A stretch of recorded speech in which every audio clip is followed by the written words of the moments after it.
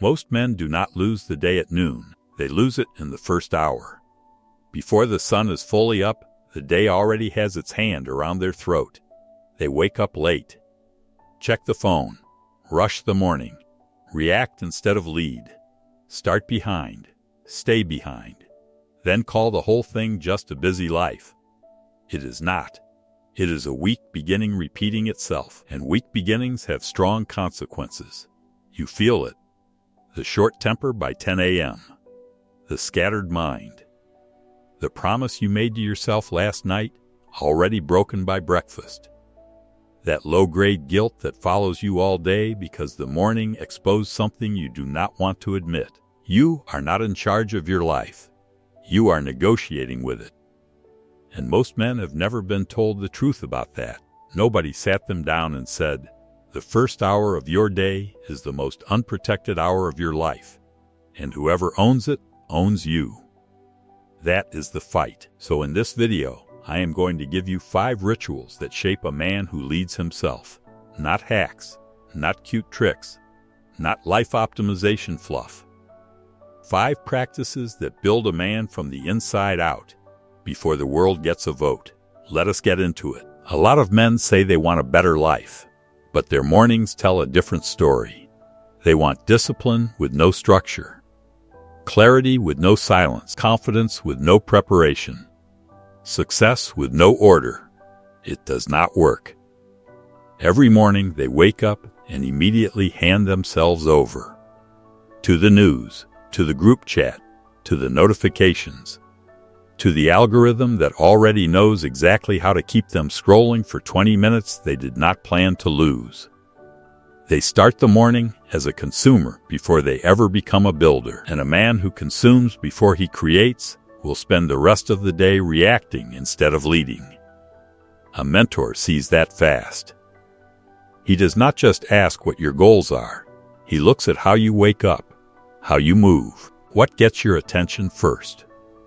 What you touch before your mind is even fully online, because the way a man starts usually tells you exactly why he keeps ending up where he is. Here is the first ritual. Wake up on purpose. Successful men do not wake up by accident. They wake up on purpose. That does not just mean early. It means deliberate. The first win of the day is not productivity. It is ownership. If the alarm goes off, and you immediately start bargaining with yourself, you have already handed authority to comfort. And the first negotiation usually sets the tone for every other one. Picture a man who says he wants more from life. More money, more respect, better health, more leadership at home, more control of his future. But every morning the alarm goes off, and he starts the same little script. 5 more minutes. I did not sleep enough. I will start tomorrow. I need rest. Now he is half awake, half justifying, half defeated before his feet even hit the floor, and then he wonders why he is always behind. A mentor cuts through that fast. He says, you are not tired. You are trained. You trained yourself to hesitate the second life asks something from you. That line stings. Because it is true. Waking up on purpose means choosing a set time and honoring it like a standard, not a suggestion. Not because you feel amazing. Because your word matters before anyone else hears it. And here is what most men do not realize. That first decision compounds. A man who keeps his word to himself at 5:30 a.m. starts keeping it everywhere else. In the gym, in the budget, in the hard conversation, in the commitment he made to his wife, because he already proved before anyone was watching that he is the kind of man who does what he said he would do. That proof changes how he carries himself for the rest of the day. Not because of the hour, because of the discipline. Now let me be clear. This is not about waking up at some magic hour because it sounds masculine online. A man working nights, raising kids, grinding through shift work, or rebuilding his health may need a different schedule. Fine. The point is not the hour. The point is the ownership. When do you wake up? Why that time? And do you obey it? A mentor forces precision. Not I try to get up early. Not most days. He makes you say the time. Then live by it. Because vague men get vague results.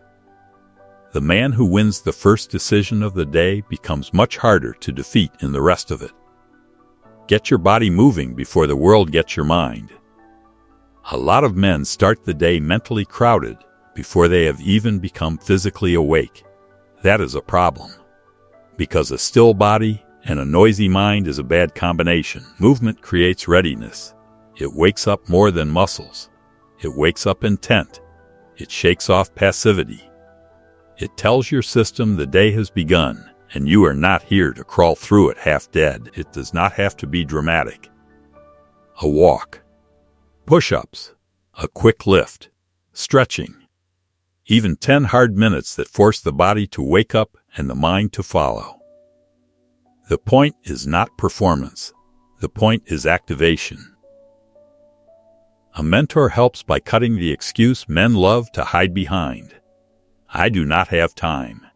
Usually that means I do not want to make time, because the same man who says he has no time to move somehow has time to scroll, time to sit, time to drift, time to complain about his energy by lunch. That is not a time problem. That is a priority problem. And movement in the morning does something deeper than most men realize. It gives you evidence. Evidence that you can do something hard before the day even gets complicated. That matters, because success is built on stacked evidence. Small proof, repeated proof. A man seeing himself do what he said he would do. That changes identity. Picture a father with a full house, a demanding job, and very little margin. He starts setting his alarm 30 minutes earlier. Not to become some online fitness machine, just to move. 15 minutes of lifting in the garage, 10 minutes of walking outside, 5 minutes to breathe and settle. Within 2 weeks, something changes. He is less foggy, less irritable, less fragile. He walks into the house and the job like a man who is already awake. Not perfect, awake. That is a different man.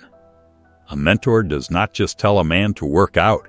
He teaches him to use movement as a switch. A daily act of self-respect before the world starts making demands. The man who moves first stops letting the world be the thing that wakes him up. Get quiet long enough to hear yourself think. Most men are drowning in noise, and because they are used to it, they do not even know they are drowning. They wake up and immediately let sound rush in. Phone, music, podcasts, notifications. Other people's opinions before their own mind has had 1 clean minute to stand up straight. That is why so many men are busy but not clear. Silence reveals what noise lets you avoid. That is why men run from it. Because if you sit in silence long enough, you start hearing the truth about what you are avoiding, about what you are afraid of, about what you have been tolerating, about what needs to change. A real mentor will push a man into stillness on purpose. He might say, before you touch your phone, before you turn anything on, sit down for 10 minutes with a notebook. No input, no noise, no escape, just tell the truth. That practice changes men, not overnight, but steadily. Picture a man who has been frustrated for months, snappy at home, distracted at work, slightly restless all the time. He keeps saying he does not know what is wrong. Then he starts sitting in silence every morning for 10 minutes with a notebook. And on day 4, the truth comes out. He is not actually overwhelmed. He is resentful. Day 6, another truth. He has been saying yes to too many things because he is afraid to disappoint people. Day 9, another truth. He knows exactly what conversation he has been avoiding. That is what silence does. It surfaces the real issue. And for some men, that quiet is prayer. For some, it is scripture, reflection, journaling, breathing. The form can vary, the point does not.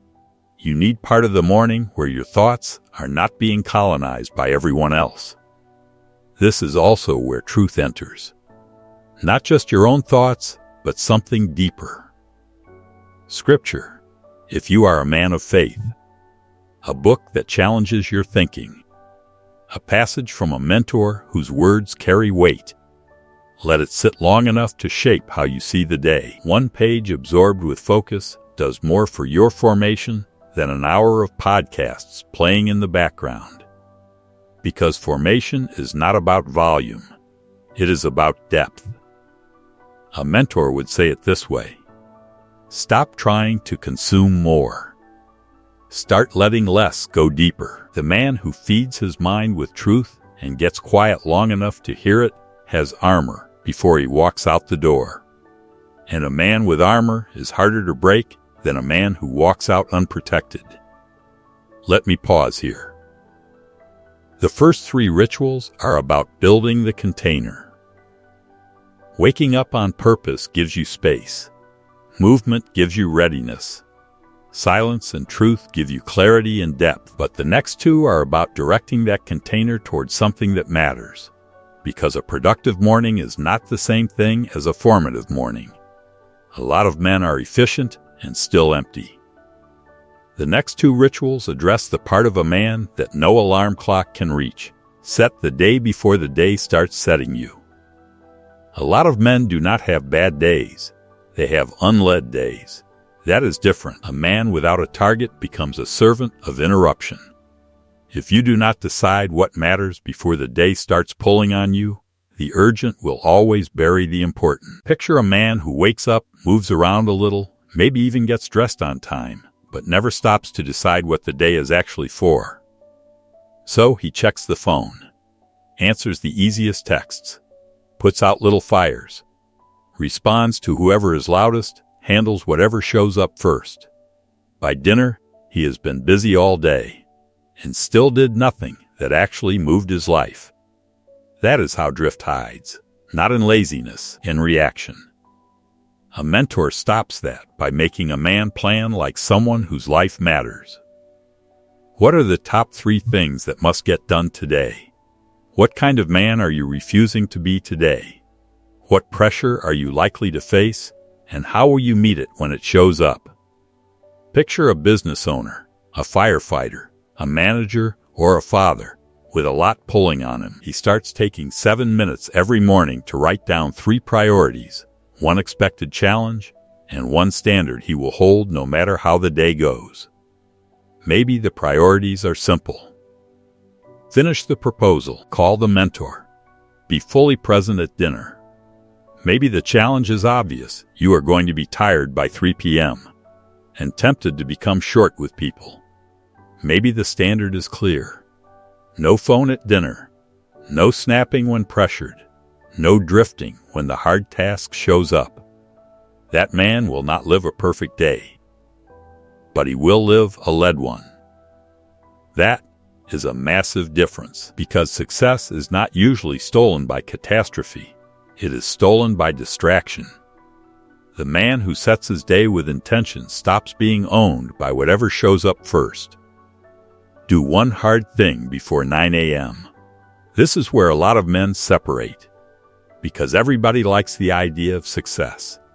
Very few men like early discomfort. Hard things done early build a stronger man than easy things done all day. Most men spend the morning circling the hard thing, thinking about it, delaying it, softening themselves before it, doing 6 easy tasks to avoid the 1 task that would actually change something. That pattern kills momentum. Picture a man with 1 important call to make, 1 proposal to send, 1 conversation to have, 1 budget to face, 1 application to finish, 1 truth to speak. He knows what it is, and instead of doing it first, he starts with nonsense.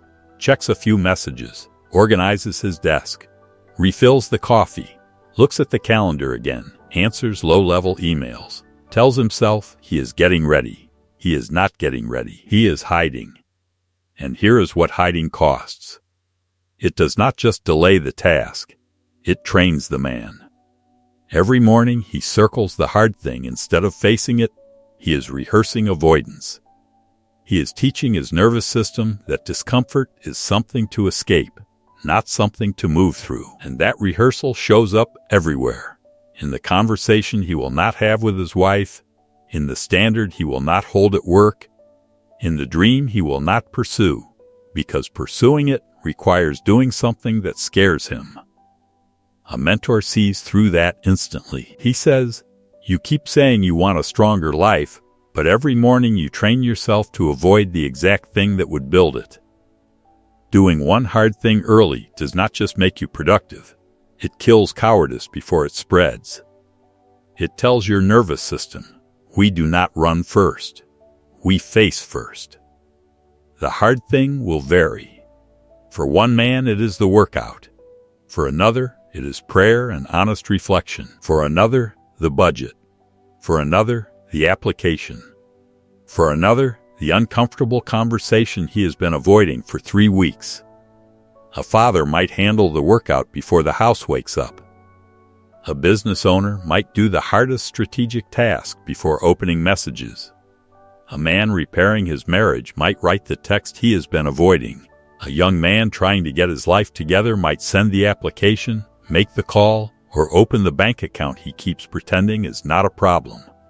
A mentor helps by refusing to let the man stay vague. He makes him name the hard thing before the day starts. Then he follows up. Did you do it? Yes or no? Because most men do not fail from lack of knowledge. They fail from lack of honest follow-through. The man who does hard things early stops spending his best energy protecting a weaker version of himself. So let us bring this home. Success is not just about talent. Not mostly. It is about order. Rhythm, standards, repeated proof. A man becoming the kind of man who can be trusted with more. And mornings are where that gets forged. Wake up on purpose. Move before the world gets your mind. Get quiet long enough to hear the truth. Set the day before it starts setting you. Do one hard thing early. Those are not tricks. They are rituals. And rituals shape identity. That is why a mentor matters here too. He is not just the man who tells you what works. He is the man who notices where you break your own word, where your mornings expose your weakness, where your first hour tells the truth about your standards. He calls it out. Then he calls you higher. So here is your assignment for this week. Pick one of these 5 morning rituals. Just one. Not the one that sounds nicest. The one that would change the most if you actually lived it for 7 straight days. Write it down tonight. Make it specific. Set the time. Set the standard. Set the action. Then live it for 1 week like your life is answering a question. Because it is. The question is not whether you want success. The question is whether your mornings agree with you. You are not here to spend your best hours half awake, half led, and half committed. You are not here to start behind and stay behind. You are not here to keep calling chaos a personality trait. You are here to become a man who leads himself before the world ever gets a chance to lead him. Win the morning long enough, and the man you keep talking about will finally start showing up in the mirror. If this is the kind of man you are building, subscribe to Someone to Be, like the video, share it with one man who needs it, and drop success in the comments.